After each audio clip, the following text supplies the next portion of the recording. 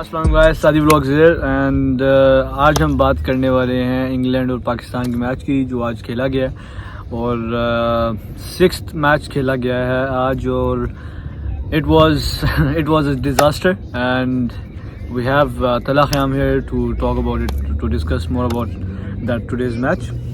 अस्सलाम वालेकुम जी गाइस, बिल्कुल डिसअपॉइंटिंग परफॉर्मेंस थी पाकिस्तान की तरफ से और काफ़ी बिलो पार परफॉर्मेंस थी। जिस तरह हमने एक्सपेक्ट किया कि लास्ट मैच में जैसे आप एक मोमेंटम से चल रहे थे कि आपने डिफेंड किया एक लो स्कोर को, तो यहाँ पर तो आपको वो चीज़ भी नहीं थी। आपको आपके स्कोर भी अच्छा खासा आपको मिला हुआ था, ठीक है, डिफेंड करने के लिए। लेकिन आई थिंक थोड़ा सा ऑफ गार्ड हो गए जिस तरह की इंग्लैंड ने बैटिंग की है ना, तो उसके बाद जो है वो सारा उनका मोराल बिल्कुल डाउन हो गया। जिस तरह की स्टार्टिंग उनको मिली इंग्लैंड की, अगर हम पहले बैटिंग से शुरू करते हैं, अगर बैटिंग में तो मेरे ख्याल में इतनी बुरी परफॉर्मेंस नहीं रही। मोस्टली आई थिंक बाबर ने ज़्यादातर रन स्कोर किए हैं, 87 ऑफ 50 और समथिंग, तो I think he played a good innings.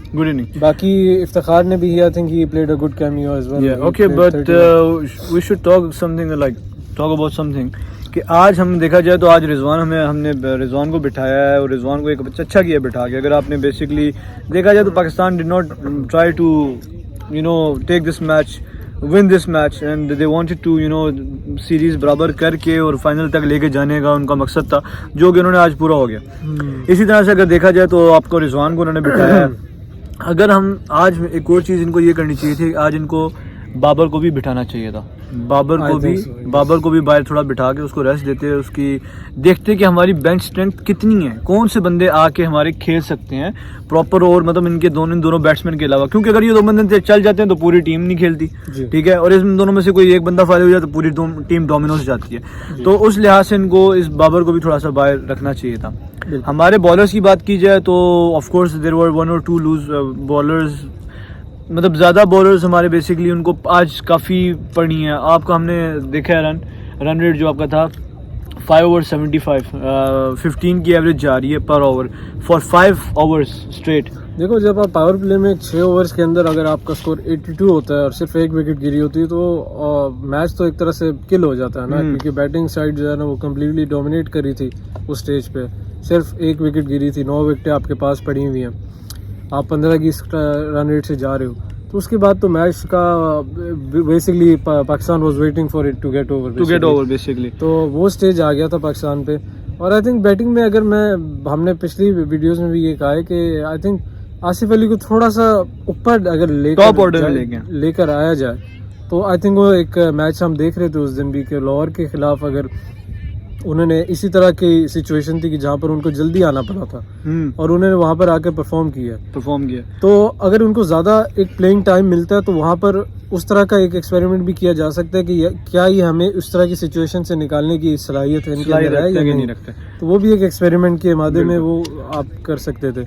दूसरी चीज़ ये है कि आपने Haider Ali unfortunately he is not utilising his potential, ठीक है, और फिर Asif Ali he played like shot की जहाँ पर उसने फील्डर को एग्जैक्ट वहाँ पर पिक किया बाउंड्री पे। अगर आप यार इस तरह की अगर आपको बॉल मिल रही है ऑफ साइड पे, आप उसको थोड़ा सा लेट खेल के आप थर्ड मैन पे डाल सकते थे, लेकिन आपने सीधा एक फील्डर मौजूद है ऑफ साइड पे, आपने उसके हाथ में वो हिला भी नहीं, ठीक है। तो इसी लिहाज से अगर आज देखा जाए तो सिलेक्शन पे थोड़ा काम करना। हारिस रऊफ को भी आज हमने एक तरह का रेस्ट दिया है। हारिस रऊफ भी आज हमारे नहीं खेले, बॉलिंग पे नहीं आए, और देख सकते हैं कि हारिस रऊफ अगर आज नहीं है तो हम कोशिश ये करनी चाहिए थी कि हारिस रऊफ को लेके आते, जैसे वो कंटिन्यू कर रहे थे अपनी फॉर्म में। एक मशीन है जो बेसिकली चल चुकी है, तो हारिस रऊफ को चाहिए था कि उसको चलाते, उसको रहने देते और उसको एक तरह का आज यूटिलाइज कर लेते थोड़ा सा।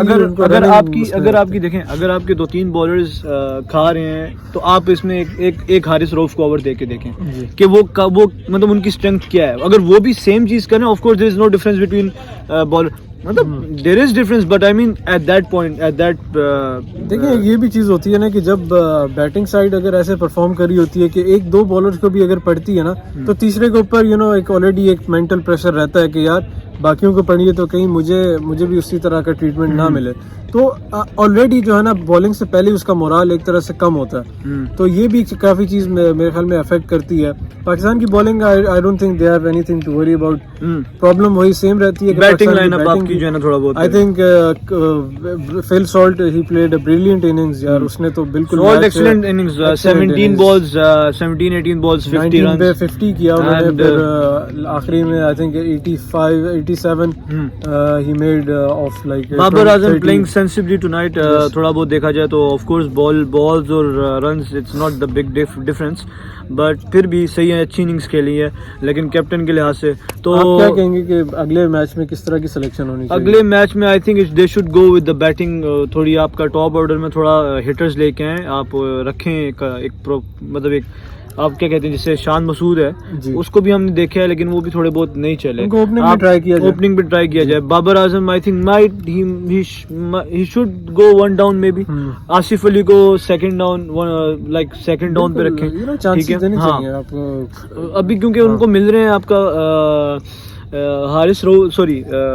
मोहम्मद हारिस नहीं, जो आपके कोर एजेड प्लेयर हैं, जो हमारे बड़े सीनियर प्लेयर हैं, इफ्तिखार की जगह को मतलब उनको थोड़ा सा उनसे पहले जो है ना आप उसको ले आए, आसिफ अली को ले आए, तो वो भी खेलने आते हैं। हाँ, तो बॉलिंग के लिहाज से ऑफ कोर्स हारिस रऊफ को रखें। धानी आज ट्राई किया लेकिन धानी को काफ़ी पड़नी है, तो होपफुली हमारे जो पेसर्स हैं वो हमें चाहिए। पेसर्स भी नहीं, हमें लास्ट टाइम हमें एक और पॉइंट है, लास्ट टाइम हमने स्पिनर्स के खिलाफ देखा था, इंग्लैंड वाज स्ट्रगलिंग पेस के ऊपर, उन्होंने बहुत अच्छी बैटिंग की है और बहुत मारा। अच्छा आपने पॉइंट ये उठाया, क्योंकि अगर आप शुरू में आपने को पेस बॉलर्स को पकड़ दिए तो आप स्ट्रेट अवे स्पिनर लगाओ, आप उनको मोमेंट उनका जो है ना वेट ना करें, हाँ उनको स्ट्रॉन्ग मत होने दो अपनी पोजीशन में, उनको उसी वक्त आपको जो है ना एक्शन लेना चाहिए था। तो बाबर आजम के लिए भी लर्निंग कर्व है कि कैप्टनसी में थोड़ा सा वो सीखेंगे, अभी यंग है। तो ये आज का मैच हमें फिर वैसे मतलब थोड़ा बहुत